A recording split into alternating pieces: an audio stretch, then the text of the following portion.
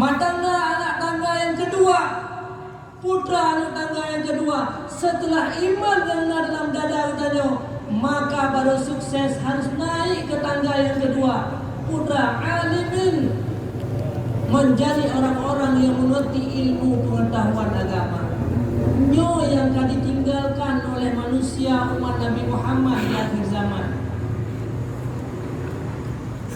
Padahal Rasul dikirim oleh Allah. Hana Rasul diteruskan para ulama-ulama. Merasakan kepahitan dan kepedihan Rasulullah. Ledung cobaan-cobaan yang menimpa Nabi Muhammad SAW. Mandum-mandumnya cobaan yang diberikan hanya semata-mata untuk menyampaikan ilmu, hanya semata-mata untuk membuat manusia menjadi alimin. Hanya lain tujuan diutus para rasul-rasul oleh Allah Subhanahu wa taala. Kan diutus rasul untuk dia pelumah kebahagiaan dunia, tapi semata-mata untuk membangkitkan manusianya menjadi orang-orang yang punya ilmu.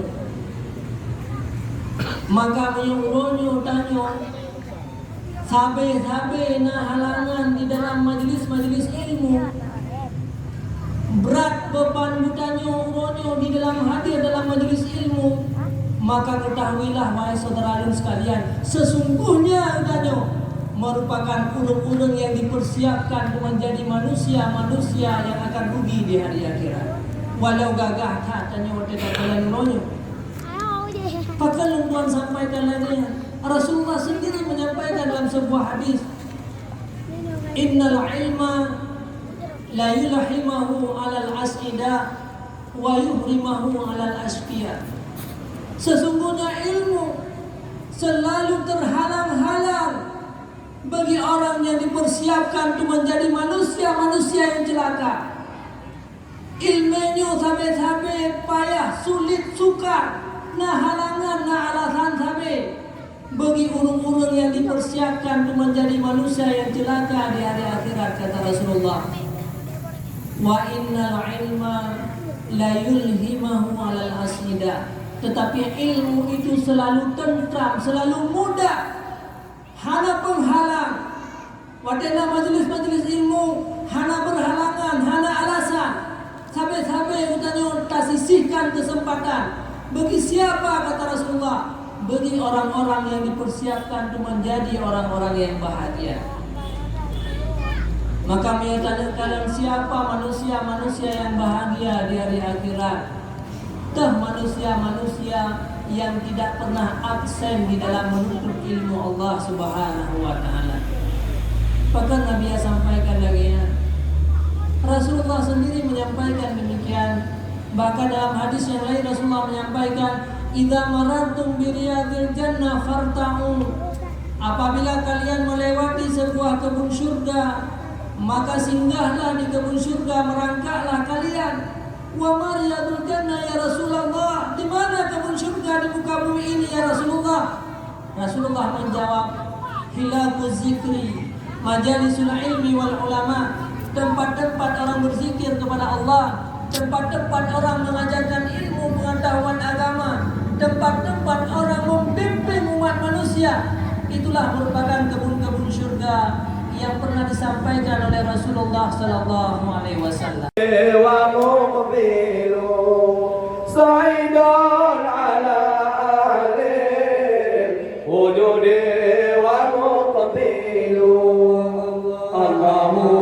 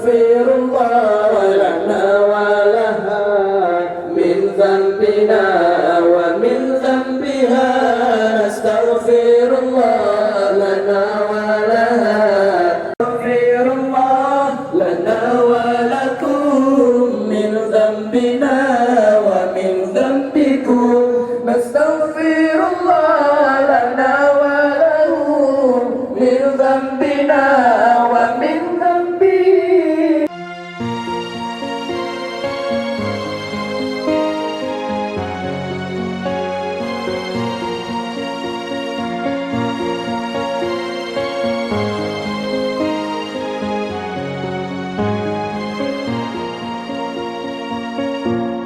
Rasulullah Kalimullah, Rasulullah Safiullah, Rasulullah Kalimullah, Rasulullah Safiullah.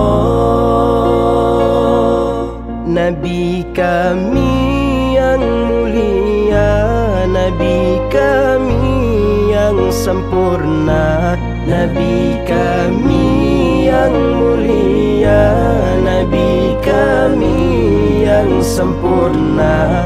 Engkau bagaikan pelita, cahaya di atas cahaya. Engkau bagaikan pelita, cahaya di atas cahaya. Rasulullah Kalimullah, Rasulullah Safiullah, Rasulullah Kalimullah, Rasulullah Safiullah. Nabiyuna Rasulullah, Syafi'una Habibullah wa Maulana Khalilullah, alaihi salatuna ya Allah. Wahai Nabi ya Rasulullah, Nabi syafa'ah kekamuduna. Wahai Nabi ya Rasulullah, Nabi syafa'ah kekamuduna. Syafa'ah Nabi ya Rasulullah supaya mudah di yaumil mahsyar. Syafa'ah Nabi ya Rasulullah supaya mudah di yaumil mahsyar. Rasulullah Kalimullah, Rasulullah Safiullah, Rasulullah Kalimullah, Rasulullah Safiullah.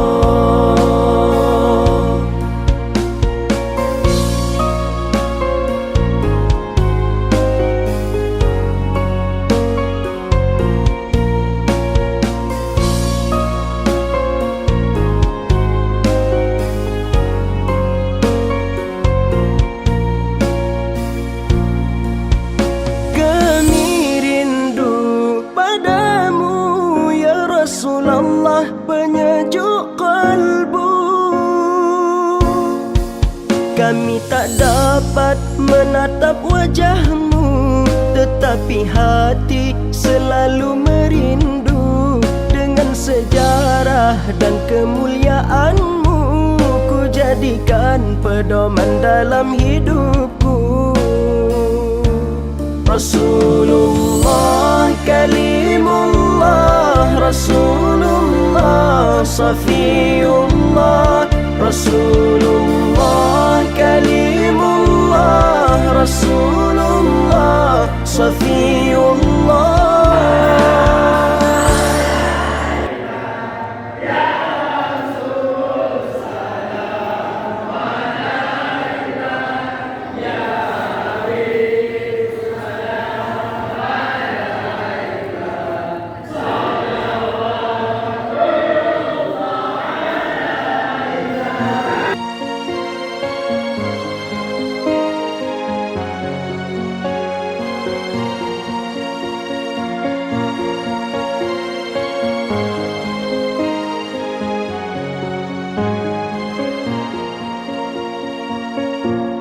Rasulullah kalimullah, Rasulullah safiyullah, Rasulullah kalimullah, Rasulullah safiyullah.